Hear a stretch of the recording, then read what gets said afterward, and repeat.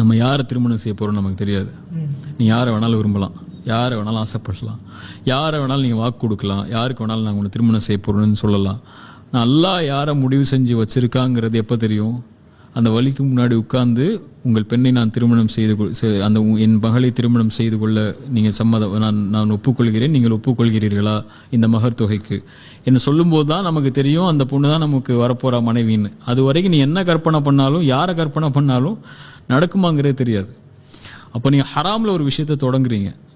நான் இந்த பொண்ணை கல்யாணம் பண்ண போகிறேன் அப்படிங்கிற ஒரு நம்பிக்கையில் லவ் பண்ணுறீங்க, பேசுகிறீங்க, வெளியே போகிறீங்க, பைக்கில் போகிறீங்க, காரில் போகிறீங்க. அது நடக்கலைன்னா இல்லை அதை ஹலாலாக மாற்றிடுவோம். நம்ம எப்படி ஹலாலாக மாற்றுவீங்க?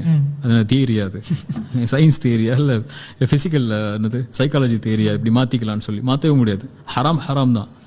ஒருவேளை நான் ஹராமை செஞ்சுருக்கேன், நான் எப்படியாவது ஹலால் ஆக்கணும், அதனாலே இந்த பொண்ணை கல்யாணம் பண்ணலாம் கிடையாது. ஹராமுக்கு 2 பேருமே செய்ய வேண்டிய தௌபா. நீங்கள் தௌபா செய்யுங்க.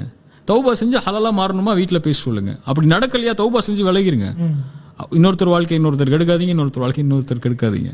அதான முறை.